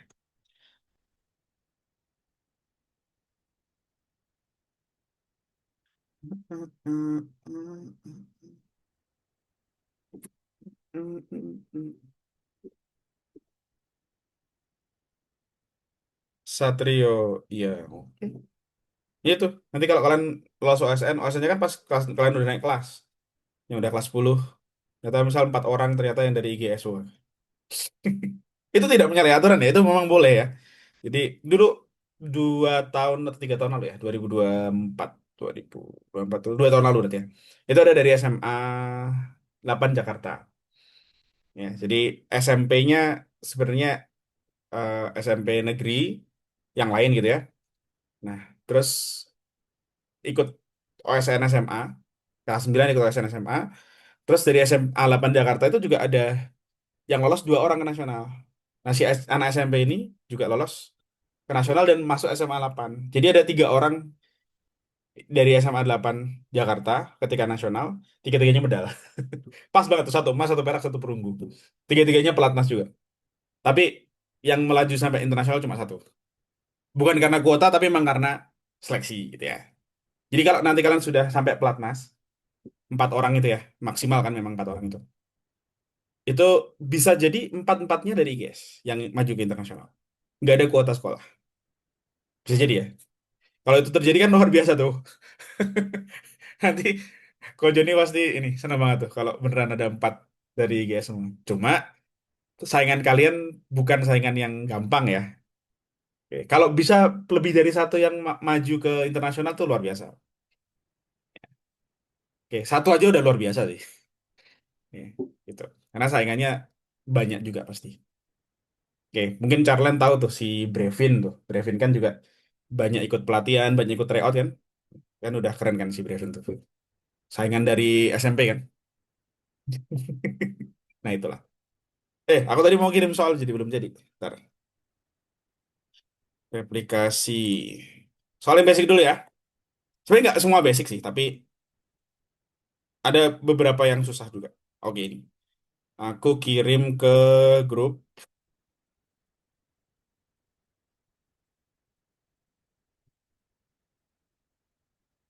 Oke. Silakan dicoba soal nomor 1 dan 3 dulu ya. Itu ada 6 soal. 3 soal pertama itu replikasi DNA. 3 soal yang 4 sampai 6 itu soal tentang ekspresi gen, basic ekspresi gen.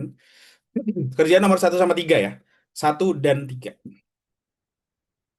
Aku aku upload di eh, folder drive juga ya, biar terkontrol.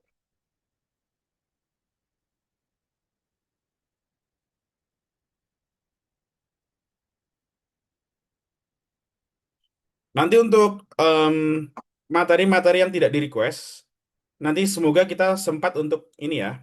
Aku nanti kasih soal di luar jam tatap muka kayak gini. Nanti kalian kerjain, nanti kita bahas.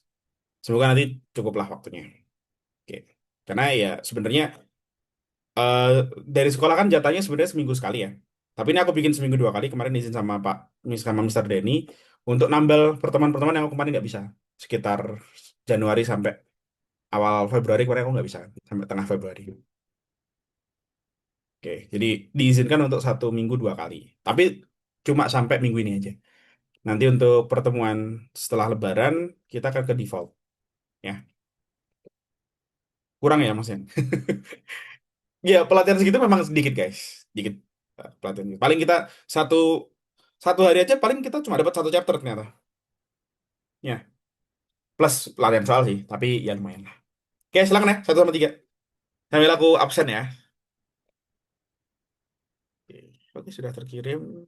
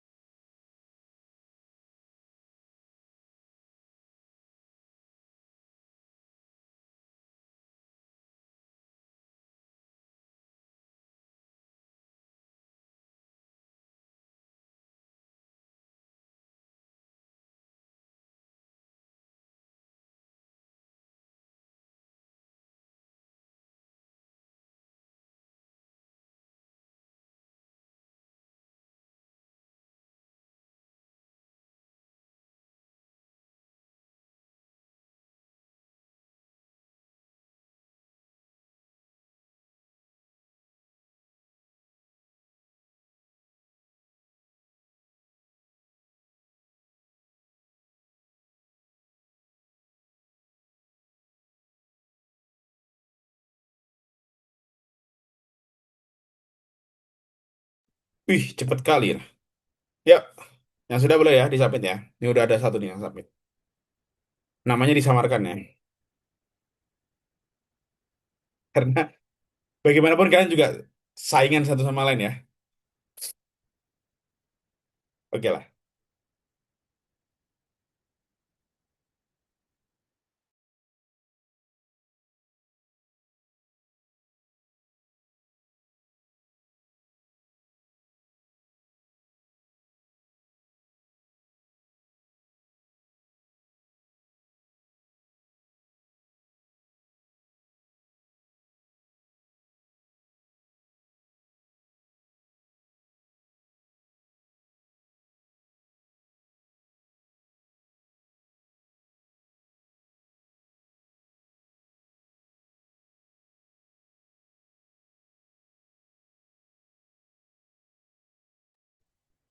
Soal nomor satu itu dari OSK ya. Jadi kalau kalian pernah ngerjain mungkin sudah tahu jawabannya. Nomor dua itu OSP 2021 kalau nggak salah. Yang pertama itu OSK 19, dua itu OSP 21, tiga itu soal KSR, kompetisi sains ruang guru.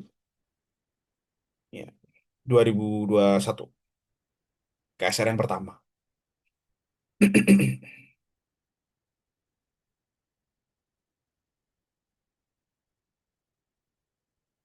Oke, sudah lumayan yang submit. Oke, nice. Satu dan tiga ya. Dan nomor satu ada yang SPBS, SPBS, SPSB, SBSB. Oke, kita coba jawab nomor satu. SSSB. Oke, berbeda lagi. It's okay. Nomor satu, replikasi biasa ya. Bla bla bla bla bla. Nomor A, sintesis DNA pada leading strand tidak memerlukan primer sehingga tidak terputus-putus. Ini jawabannya salah ya. Leading strand tetap perlu primer, tapi cuma satu. Ya, jadi yang bikin putus-putus bukan primernya gitu ya. Oke. eh yang bikin putus-putus ya karena replikasi yang arahnya tidak searah dengan helikase tadi ya. Sehingga harus dibikin putus-putus gitu. Ya. Oke. Jadi nomor satu, A salah ya. Tetap perlu primer. Yang B, kromosom prokaryote hanya memiliki dua replication fork, garpu replikasi. Sedangkan pada eukariot terdapat lebih dari dua, jawabannya benar ya. Karena satu replication bubble, satu origin of replication itu ada dua replication fork. Tadi kayaknya aku belum mention ya. Istilah replication fork itu adalah uh, cabang ya, percabangan. Mana tadi? Oh itu. Tapi ada lah di sini ya. Istilah replication forknya ada. Tadi lupa belum ke-mention aja.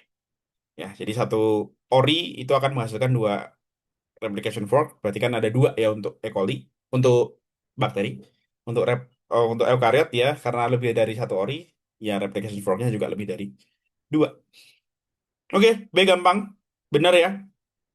Yang C, bagian yang mengalami pemendekan setiap kali replikasi pada eukariot adalah ujung tiga aksen dari template atau ujung apa namanya? Ujung apa? Ujung yang ada lagging strand-nya ya. Mestinya ada lagging strand-nya. Itu tiga aksen atau lima aksen template? Jawabannya betul ya, tiga aksen template ya. Kita lihat dikit. Nah, bener ya. Kalau dilihat dari template-nya adalah di tiga aksen ya. Yang di bagian ujungnya ada primer dari lagging strand. Oke, betul ya berarti. Ujung tiga aksen template. Jadi jawabannya benar. Kemudian yang D, setelah primer RNA diganti menjadi DNA oleh DNA pol 1, ligase akan bekerja di area yang ditandai nomor satu. Ini salah tadi kan udah dijelasin ya, pas hampir terakhir tadi kan. Ya, jadi dia mentok bukan langsung ligase di pertemuan antara Okazaki yang kiri dengan Okazaki depannya, tapi primernya akan dihilangkan dulu. Primernya dihilangkan dulu di Q tadi ya, dikunyah satu-satu sampai mentok. Oke, dan ini di daerah dua lah DNA ligase akan kerja. Jadi yang D salah. Oke, gampang ya. Ada pertanyaan? Silakan.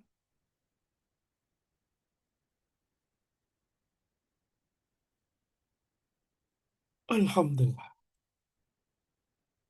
Aman ya? Jadi jawabannya apa tadi? SBBS ya? Ya. Oke, congrats buat yang SBBS. Ini selanjutnya ini nanti ya, nomor dua nih. Nomor dua itu sebenarnya nggak susah, cuma intimidating aja soalnya tuh. Panjang ini gambarnya apa gitu kan. Tapi sebenarnya nggak susah. Tapi ya, kita lihat nomor tiga dulu ya. Telomerase.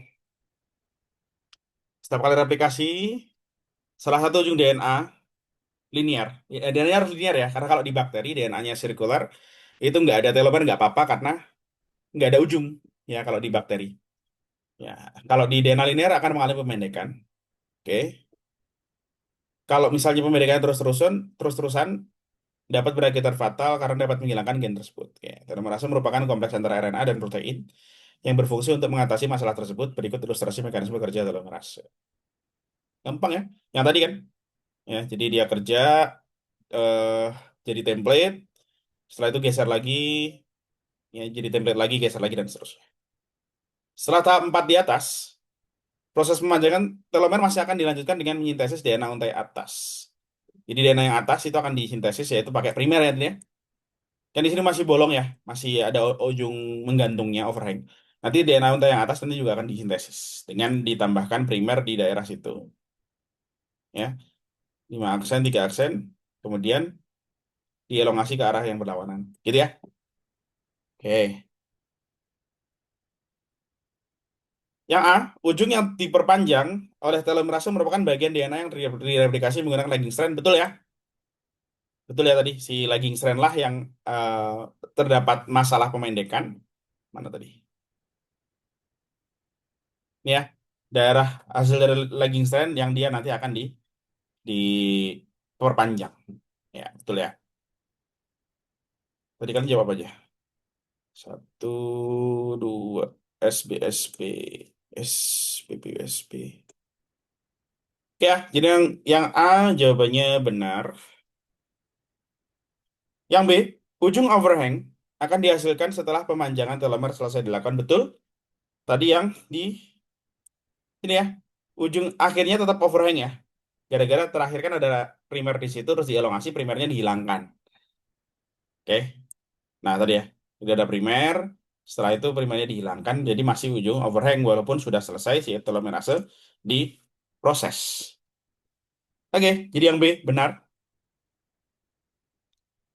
Yang C, enzim yang mengelongasi ujung tiga aksen DNA di atas sama dengan enzim untuk elongasi replikasi pada umumnya. Salah tadi udah disebut ya. Kalau pada eh, elongasi telomer itu kan menggunakan RNA dependent DNA polymerase. Kelasnya sama dengan reverse transcriptase. Dia sebenarnya DNA polymerase tapi RNA dependent ya. Template-nya RNA. Jadi bukan DNA polimerase normal. Jelas lah ya. Oke, kalau DNA pol 1, DNA pol 3 kan DNA pol normal ya. Template-nya DNA, hasil replikasinya DNA juga gitu. Jadi yang C salah ya. Kemudian yang D, hasil pemanjangan telomerase selalu menghasilkan DNA repetitif. Betul. Karena tadi kan dia diperpanjangnya beberapa kali ya. Jadi selalu repetitif, selalu berulang nanti sekuensi. Ya udah, selesai. Ya, jadi jadi pernyataan ya nomor 3 ini benar, benar, salah benar ya. BBSP.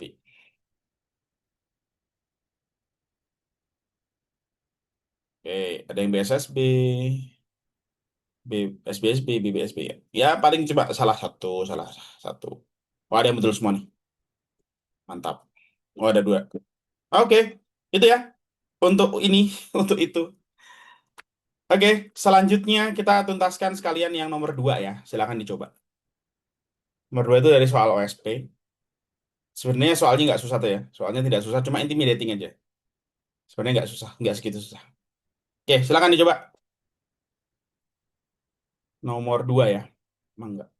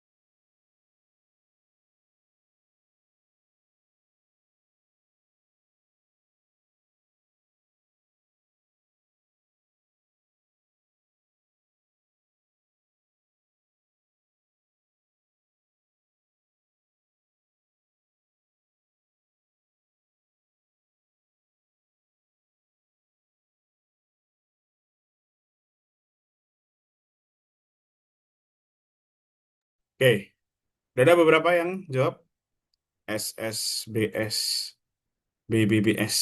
Oke, kita coba ya. Jadi ceritanya di sini ada eh, tiga bakteri yang dicek mekanisme replikasi DNA-nya. Nah, karena bakterinya dari luar angkasa, belum tentu semi konservatif. Ya, ini alasan aja ya sebenarnya biar kalian ada exercise untuk bisa membedakan mana yang semi konservatif, mana yang konservatif dan seterusnya gitu ya. Oke. Nah, oke. Nah, kemudian eh ilustrasinya juga sudah lumayan jelas ya. Di sini semi konservatif apa di replikasi DNA-nya itu DNA yang warna biru itu adalah DNA yang lama, paling lama ya, paling awal. Sedangkan yang warna oranye, warna coklat itu adalah DNA yang baru disintesis. Baik itu pada eh, replikasi pertama maupun pada replikasi kedua. Gitu ya. Sesuai dengan sifat masing-masing ya, semi konservatif, konservatif dan dispersifnya tetap ya. Jadi adalah hasil yang seharusnya didapatkan. Oke, gampang ya.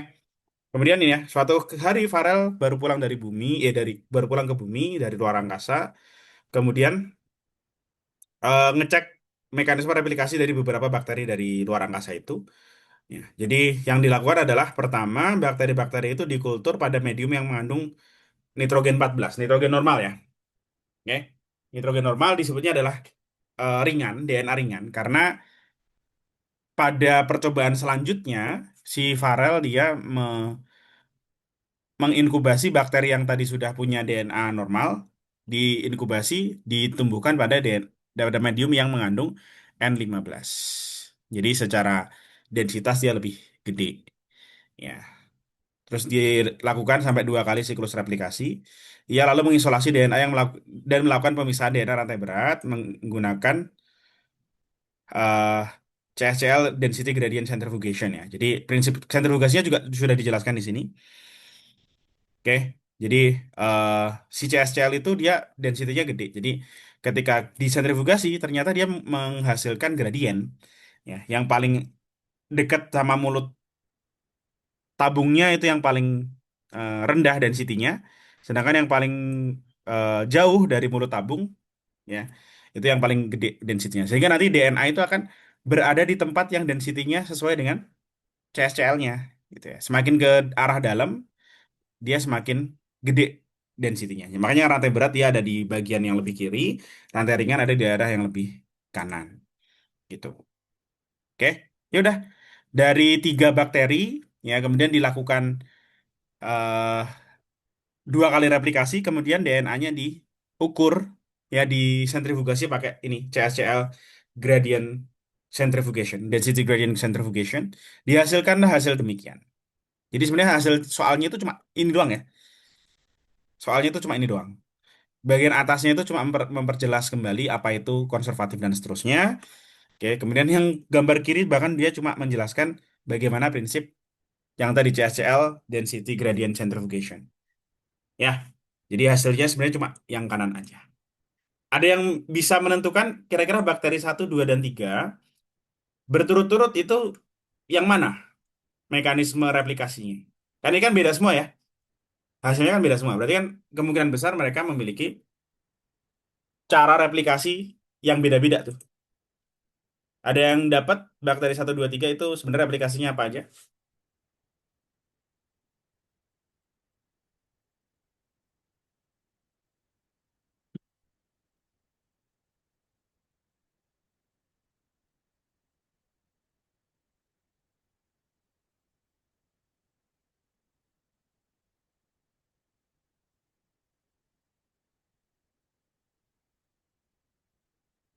Oke, kalian bisa tentukan dari ini ya, dari hasil yang atas itu udah jelas sebenarnya.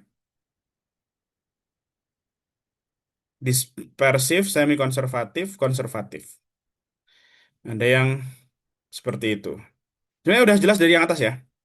Yang kalau misal di replikasi kedua itu ada pasangan untai ringan ya. Sorry. Yang akhir tadi kan untai berat ya. Jadi awalnya untai ringan terus direplikasi pada tempat yang N15 dua kali replikasi. Berarti yang coklat ini untai berat ya. Yang biru untai ringan. Oke. Jadi dari situ kalau yang semi konservatif akan ada dua untai berat, full untai berat, dan dua untai campuran. Itu semi konservatif. Yang mana itu? Yang bakteri. Betul ya, bakteri dua semi konservatif. Ya, satu strand, satu kelompok dia di berat, ya, di rantai berat. Terus kelompok selanjutnya dia di tengah-tengah. Ya. Kemudian kalau yang konservatif itu DNA paling awalnya tetap dipertahankan, DNA baru yang dihasilkan full adalah strand baru. Sehingga pada replikasi kedua ada tiga strand baru yang merupakan untai berat dan satu strand yang berupa untai ringan. Itu cocoknya adalah yang bakteri tiga ya. Ini kan juga kelihatan ketebalannya beda ya. Yang bakteri tiga itu lebih tipis untai ringannya dan untai beratnya lebih tebal. Berarti ya udah tinggal bakteri satu itu adalah si dispersif ya. Betul ya. Tadi ada dua orang yang sudah menjawab. Betul. Dispersif, semi konservatif, konservatif. Udah, kita tinggal jawab soalnya. Apabila data replikasi pertama ditampilkan, setiap bakteri memiliki profil sentrifugasi yang unik. Tinggal jawab aja nih. SSBS, SBBS, SBBS. Oke, jawabannya yang A adalah salah ya. Oke, karena ya kita bisa dari lagi-lagi dari ini. Dari replikasi pertama itu aja udah kelihatan ya. Kalau pada semi konservatif, kedua DNA yang dihasilkan itu campuran. Berat ringan, berat ringan. Konservatif, full ringan, full berat. Nah, yang dispersif ini tidak unik. Dia sama dengan semi konservatif. Ya, sama-sama setiap strandnya adalah untai campuran. Ini juga untai campuran ya. Oke, gitu. Jadi profil sentrifugasi dari semi konservatif dan dispersifnya tidak unik. Konservatif doang yang unik. Ya, unik itu maksudnya tidak ada yang sama ya. Beda, completely different. Ya, jadi yang eh A ini salah ya. Mestinya ada dua yang sama. Kemudian yang B, bakteri satu memiliki mekanisme replikasi yang berbeda dengan bakteri di bumi. Betul ya? Bakteri satu tadi kan dispersif, bakteri di bumi semi konservatif.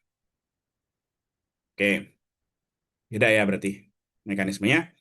Yang J, apabila siklus replikasi ketiga dari bakteri 2 dilakukan pada media dengan N15, maka jumlah pita pada pola sentrifugasi tidak akan bertambah. Ini mestinya benar ya. Kalau si bakteri 2 yang semi konservatif kita tambah siklusnya dan di N15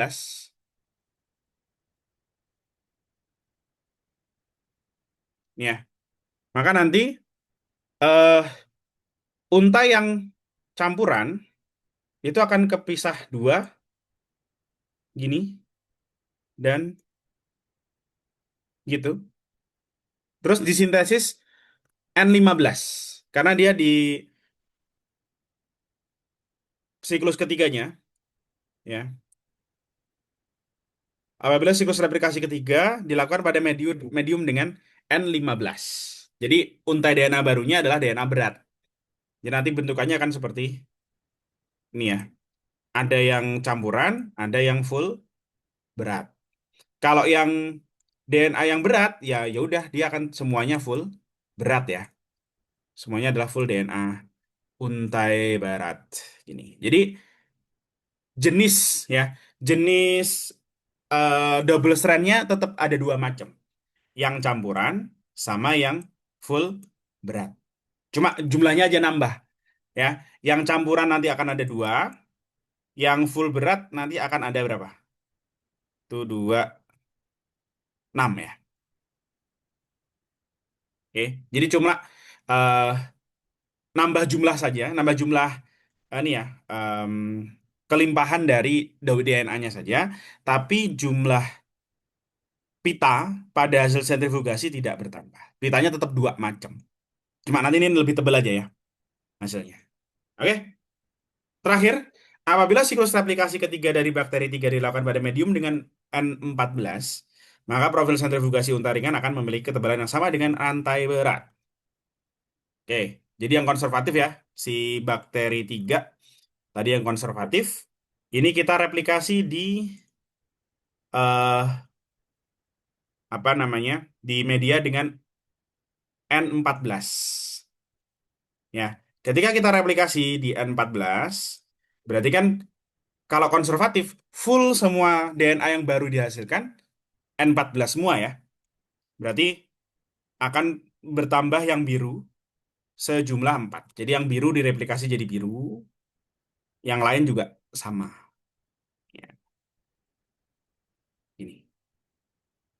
Jadi akan dihasilkan hasil replikasinya itu 3 rantai berat full dan 5 rantai ringan full. Sehingga kelimpahannya beda ya. Karena kelimpahannya berbeda, berarti ketebalannya juga akan berbeda. Ya, jadi yang D salah. Selesai. Jadi jawabannya betul ya, SBBS ya. Salah, benar, benar, salah. Oke, ada pertanyaan? Silakan.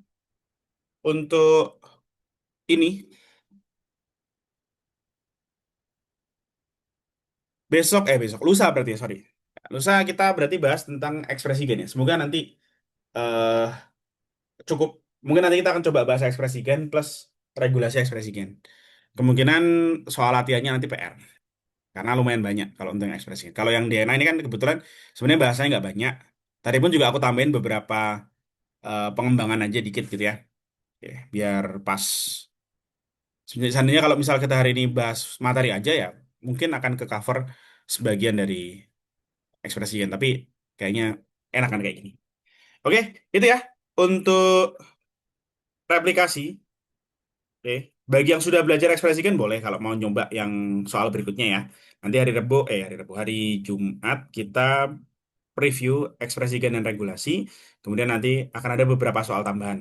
Ya, ini soalnya basic Mas kan, yang 456. Ya. Oke, sip ya. Itu ada pertanyaan sebelum kita akhiri hari ini? Recording masih terus diupdate ya. Maksudnya yang terakhir kalau nggak salah udah selesai juga diupdate. Ya, jadi bagi yang mau lihat kembali recording sudah ada. Oke, Anda silakan.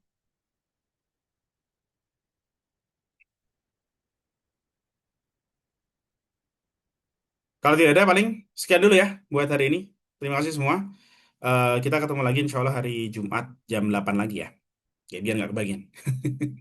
Oke, sip ya. Aku akhiri semua. Kalau ada pertanyaan, misal kalian tanya-tanya di grup itu nggak masalah ya. Silakan. Tetap terbuka. Kalau ada request materi baru juga silakan. Ya, paling tadi kalau misalnya ada materi baru yang perlu pendahuluan, misal contoh ada yang pengen bahas tentang tentang elektroforesis, bioteknologi, kita enaknya memang bahas replikasi dan ekspresi gen dulu, biar clear semua, baru nanti bahas bioteknologi. Itu paling kayak gitu. Ada yang pengen saraf misal, saraf itu biasanya kita harus review dulu tentang membran dan transport kayak gitu lah. Ya, paling kayak gitulah. Nah, kalau nanti ada request yang lain. Oke. Ya, awal akhirnya guys. Terima kasih. Selamat beristirahat, selamat berlibur. Belum sih ya. Ya, oke, selamat belajar kembali. Kalau tidak salah di sekolah sedang ada intensif ya. Ya, aku akhiri sampai ketemu hari Jumat insya Allah. Selamat pagi, bye-bye.